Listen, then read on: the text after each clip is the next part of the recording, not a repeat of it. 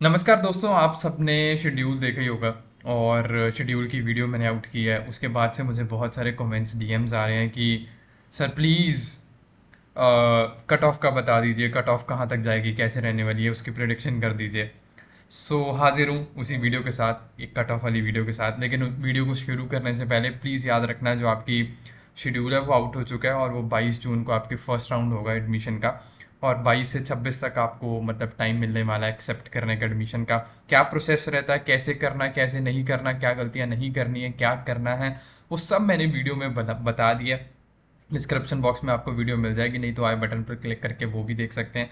सो अगर आप वहाँ पर जाके देख लेंगे तो आपके एडमिशन का प्रोसेस थोड़ा सा ईजी हो जाएगा। लेकिन coming back to the point, D L L B की बात कर लेते हैं।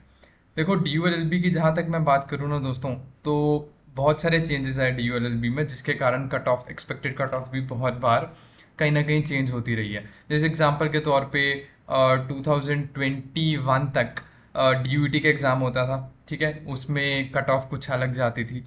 लेकिन कहीं 2022 में डी यू टी का एग्ज़ाम हुआ, लेकिन उसमें क्या कट ऑफ का बुलाया, क्या कुछ किया, मैं उसके बारे में बात नहीं करने वाला। लेकिन बहुत ज़्यादा हाई चली गई थी, जितना मतलब नॉर्मली जाती है सबसे ज़्यादा हाई चलेगी। उसके बाद 2023 में क्या हुआ, सी यू टी पी जी का एग्ज़ाम आ गया। अगर हम 2022 की बात करें तो सिर्फ डी यू ही एक ऐसी यूनिवर्सिटी बचती थी, मतलब सेंटर में, अगर डी यू और बी एच यू को कंपेयर करूं, जिसका डीयू खुद पेपर कंडक्ट करवा रहा था। 2022 में बीएचयू सीयूईटी के थ्रू करवाने लग गया था, जिसमें बहुत सारे बच्चे रह गए थे जो एक्चुअली में लीगल पढ़ रहे थे, क्योंकि पेपर बहुत ज़्यादा लीगल रीजनिंग का नहीं, लॉजिकल रीजनिंग का आया, मैथ्स का आया। सो 2022 में बीएचयू ने सीयूईटी के थ्रू कंडक्ट करवाया, जिसके कारण बहुत सारे बच्चे वो रह गए जिन्होंने लॉ पढ़ा था या जिनकी मैथ्स उतनी स्ट्रांग नहीं थी, क्योंकि पहले से ऐसा ही पेपर आ रहा था। लेकिन डीयू ने 2022 में भी खुद ही कंडक्ट किया, और पता नहीं मुझे ऐसा क्या हुआ कि 2022 में ये जो कट ऑफ थी वो बिल्कुल आसमान से पार चली गई, मतलब शूट कर गई। अब क्यों गई, कैसे गई, मैं उसके बारे में बात नहीं करूंगा। Coming back to the point, 2023 में फिर डी यू भी सी यू टी के थ्रू होने लग गया। मतलब जो अभी लास्ट हुआ है वो सी यू टी के थ्रू हुआ, और कट एक्सपेक्टेड कट ऑफ फिर वहीं आ गई। मतलब जो पहले इतने सालों से ट्रेंड चल रहा था, कट ऑफ फिर से वहीं आ गई। और 2024 की अभी मैं आपको बताने वाला हूँ एक्सपेक्टेड कट ऑफ क्या है। तो दोस्तों, बिना टाइम वेस्ट किए हुए हम ज़रा प्रिडिक्शन की ओर चलते हैं कि कैसे रहने वाला है, क्या सेफ स्कोर है, क्या नहीं। वो प्रिडिक्ट करने से पहले दोस्तों मैं आपको ज़रा सा शेड्यूल दिखा देना चाहता हूँ, मतलब एक ज़रा सा हाईलाइट कर देना चाहता हूँ। अगर हम 2022 का भी देखें तो ये एक्यूरेट नहीं है, लेकिन मैं एक चीज़ आपको बता देना चाहता हूँ कि जितना भी देख लो, तो चाहे 2022 का देख लो, चाहे आप 21 का देख लो, हर बार एक जो सेफ स्कोर रहता है जर्नल कैटेगरी के। सबसे पहले हम जर्नल कैटेगरी की बात कर लेते हैं, उसके बाद बाकी कैटेगरीज की भी बात करेंगे।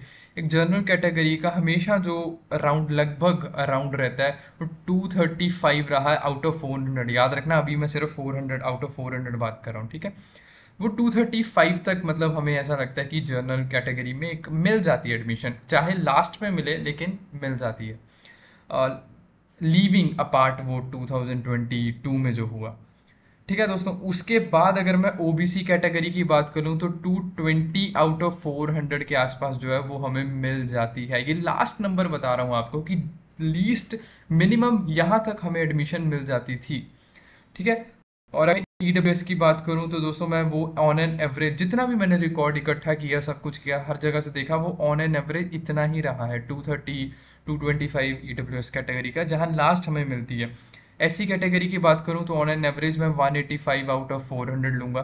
जितना भी मुझे रिकॉर्ड मिला उसका एवरेज यही बनता है। और एसटी कैटेगरी की बात करूं तो 115 आउट ऑफ 400। तो ये मैंने बात किया जनरल कैटेगरी की दोस्तों, ये ओबीसी, ये ईडब्ल्यूएस, ये एससी, ये एसटी। अब इन सब, ये सब एवरेज स्कोर बता रहा हूँ, जो इतने सालों से ट्रेंड चलता आ रहा है उसका एवरेज निकाला है। तो एवरेज निकाल के हर साल में, चाहे कुछ भी हुआ, पेपर डिफिकल्ट इजी जो भी, बच्चे जितने भी पेयर हुए, कुछ भी हुआ, लेकिन हर साल इतना ही ऑन एन एवरेज रहा है रिजल्ट। अच्छा, अब इसको परसेंटेज में देख लेते हैं। अगर मैं 235 आउट ऑफ 400 करूँ तो दोस्तों ये 58.75% के आसपास बनता है।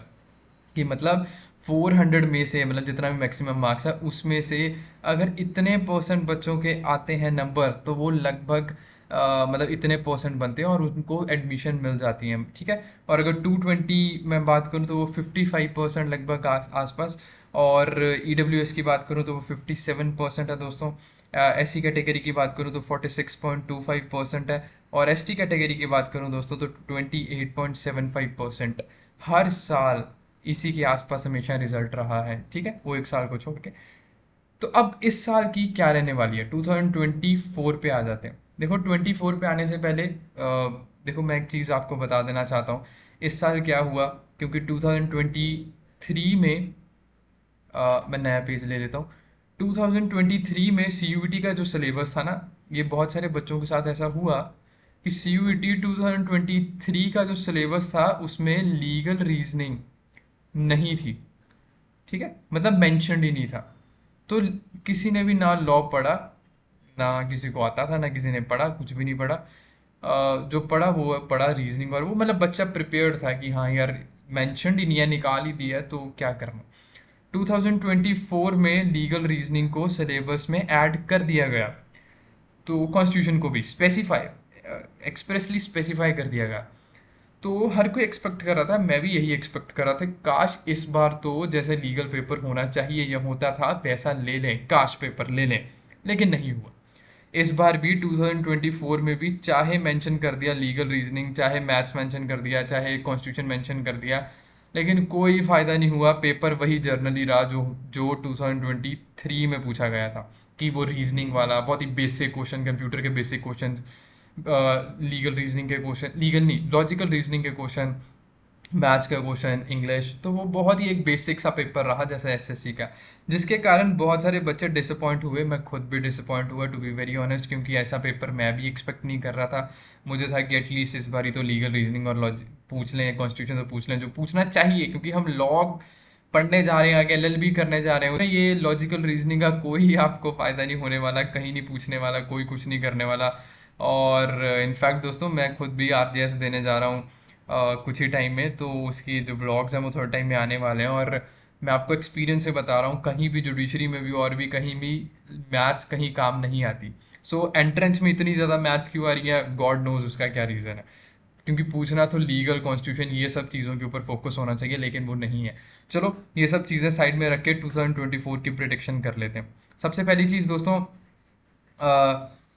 ये प्रिडिक्शन जो है वो बहुत सारे फैक्टर्स पर डिपेंड करती है। नंबर ऑफ स्टूडेंट्स जितने पेयर हुए, क्या डिफ़िकल्टी लेवल रहा, क्या कितने हुए, और हर पिछले सालों का ट्रेंड क्या है, उन सब चीज़ों को ध्यान में रखते हुए दोस्तों ये मैं प्रिडिक्शन करने वाला हूँ। सबसे पहले जर्नल कैटेगरी, मतलब अनरिजर्व्ड कैटेगरी की बात करने वाला हूँ DU LLB में। अराउंड 3000 सीट्स हैं, बहुत ज़्यादा सीट्स होती हैं, ये कोई कम नहीं है एज़ कम्पेयर टू BHU में सिर्फ अराउंड 230 इसी के आसपास सीट्स हैं, और DU में तो 3000 सीट्स हैं, सो ये कम सीट्स नहीं है।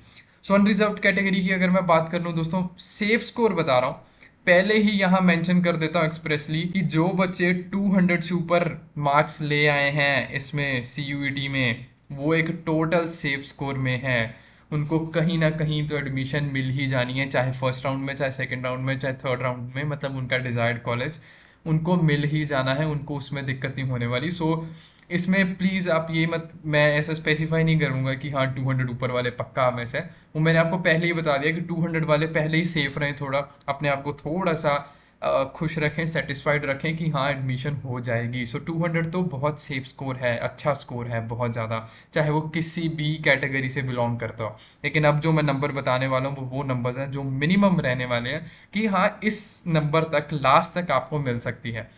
अनरिजर्व कैटेगरी की बात कर लेता हूँ दोस्तों, मैं 175 to 180 प्रिडिक्ट कर रहा हूँ कि यहाँ तक एडमिशन हो जाएगी। यहाँ तक आपके अगर नंबर आए हैं अनरिजर्व कैटेगरी में तो आपके चांसेस हैं DU LLB में आपको मिल जाएगा कॉलेज, चाहे CLC ना मिले, लेकिन हाँ LC2 LC1 में से कोई ना कोई तो ज़रूर मिल ही जाएगा। इट डिपेंड्स कि आपका क्या रैंक है और कैसे, लेकिन हाँ आपको एक ना एक कॉलेज DU LLB में मिल जाएगा। सो ये एक प्रिडिक्शन रहने वाली है मेरी अनरिजर्व कैटेगरी की, 175 to 180। उसके बाद दोस्तों OBC कैटेगरी की बात कर लेते हैं। ओबीसी कैटेगरी में जैसे हमने देखा कि हर साल 55% के आसपास ही रहता है, तो इस बार भी मुझे लगता है कि 165 टू 170 एक सेफ स्कोर रहने वाला है, लास्ट मतलब बता रहा हूँ। इसके बीच में कहीं ना कहीं बच्चों को एडमिशन मिल जाएगी, लास्ट वाला बच्चा बता रहा हूँ। ठीक है, मतलब अगर आप इसमें से किसी फॉल करते हैं तो आपके चांसेस काफ़ी ज़्यादा हाई हैं, लेकिन अगर आप इससे भी नीचे फॉल करते हैं तो फिर मुझे ऐसा लगता है कि आपको कहीं ना कहीं एक बैकअप ऑप्शन ज़रूर रखनी चाहिए। मैं सब बच्चों के लिए कहूँगा जो इस वीडियो को देख रहे हैं, अगर आप इनसे नीचे फॉल करते हैं तो मैं ये नहीं कह रहा कि आपकी 100% एडमिशन नहीं होनी, क्या पता हो भी जाए, और मैं आई विश कि हो जाए, लेकिन तब भी एक बैकअप ऑप्शन ज़रूर रेडी रखना। सो ओबीसी कैटेगरी का 165 टू 170 नंबर्स जो है वो मैं कहीं ना कहीं एक्सपेक्ट कर रहा हूँ कि ज़रूर इतने रहने वाले हैं, कि लास्ट मतलब जिसको मिलेगी वो इतना ही मिलेगा। उसके बाद ईडब्ल्यूएस कैटेगरी की बात करूँ तो दोस्तों, जो मैं सोच रहा हूँ वो 170 टू 175 एक सेफ स्कोर रहने वाला है। मतलब अगर आपके इसके बीच में फॉल कर रहे हैं या इसके अराउंड फॉल कर रहे हैं तो हो सकता है, मतलब चांसेस हैं आपके एडमिशन के। सो हल्का सा आप अपने आप को थोड़ा सा स्ट्रेस फ्री रखें, और हो सकता है चांसेस हैं काफ़ी। सो आप कहीं ना कहीं अपने आप को हल्का सा सेफ स्कोर में मान सकते हैं। इससे ऊपर वाले तो अपने आप को सेफ स्कोर में ही माने अगर आप इससे ऊपर कैटेगरी में फॉल करते हैं, लेकिन इतने वालों को भी एडमिशन मिल जाएगी होपफुली। एससी कैटेगरी की बात करूं दोस्तों, तो जो मैं एक सेफ स्कोर मान के चल रहा हूँ वो 135 टू 145 या 142 यहाँ तक एक सेफ स्कोर मान के चल रहा हूँ। मतलब अगर किसी स्टूडेंट के मार्क्स 140 एससी कैटेगरी से आए हैं, या एग्जांपल के तौर पे 142 आए हैं, तो भाई बड़ी आपके पास है अभी मौका, होप रखो, मैं हो सकता है आपको एडमिशन मिल जाए। मैं 100% नहीं कह रहा, लेकिन हाँ चांसेस हैं। और ऐसी अगर कोई अनरिजर्व्ड कैटेगरी की बात करूँ, तो अगर किसी के 180 हैं, 190 हैं, अगर इस कैटेगरी में कोई फॉल कर रहा है तो वो कहीं ना कहीं सेफ जोन में है और उसके बहुत हाई चांसेस हैं एडमिशन मिलने के। और लास्ट में अगर एसटी कैटेगरी की बात करूँ दोस्तों, तो जो एक सेफ स्कोर मुझे ऐसा लगता है वो 85 टू 90 नंबर्स पे एक सेफ स्कोर है एसटी कैटेगरी की। मतलब भी इस टाइम तक, या फिर ऐसा कह सकते हैं कि इन नंबर्स में, मतलब इस नंबर्स के आसपास अगर किसी के 92 आए हैं, 90 आए हैं, 89 आए हैं, और आप एसटी कैटेगरी से बिलोंग करते हैं, तो दोस्तों बहुत हाई चांसेस हैं कि आपको जो है वो एडमिशन मिल जाएगी। मतलब मैं ये वो लास्ट नंबर, लीस्ट नंबर आपको बता रहा हूँ जहाँ पे एडमिशन होने के चांसेस हैं। हो सकता है, अब जैसे मैंने 180 कहा, तो हो सकता है 182 पे कट ऑफ खत्म हो जाए, मतलब इससे नीचे ना जाए। तो मेरा सिर्फ कहने का मतलब है कि इनके अराउंड कहीं ना कहीं कट ऑफ रहने वाली है, और इनके अराउंड अगर आप नंबर लेके नंबर्स आए हैं तो हाँ आपके चांसेस हैं। और अगर आप इनसे ऊपर हैं, जैसे एग्जांपल के तौर पे ओबीसी कैटेगरी की बात करूँ तो कि आपके 180 आए हैं या ओबीसी 190 आए हैं, तो फिर तो आप पूरे सेफ जोन में हैं, फिर आपको उतना ज़्यादा वरी करने की ज़रूरत नहीं है। तो ये कुछ प्रिडिक्शन है मेरी दोस्तों अबाउट DULLB। और बहुत सारे बच्चे मुझसे ये पूछ रहे हैं कि सर क्लासेस कब से स्टार्ट होने वाली है, उसका मैं ज़रूर आपको एक आंसर देना चाहता हूँ।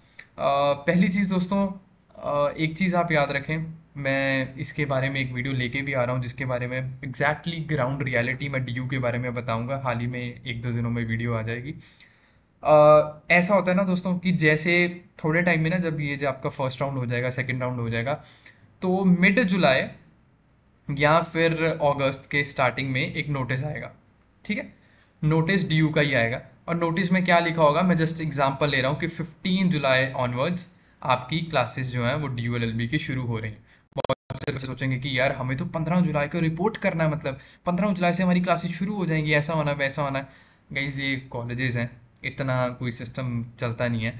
15 जुलाई के बाद का मतलब ये होता है, जैसे जो नोटिस आएगा अभी आप देख भी लेंगे, ये जो नोटिस आएगा उसका मतलब सिर्फ इतना होता है कि इसके बाद कॉलेजेस को परमिशन दे दी गई है कि अगर कोई टीचर प्रोसेस शुरू करना चाहे, क्लास लेना चाहे, तो वो ले सकते हैं। तो उसके बाद 15 जुलाई के बाद क्या होता है, धीरे धीरे धीरे धीरे एग्जाम्पल के तौर पे 30 जुलाई तक आपके सेक्शंस अलॉट होंगे।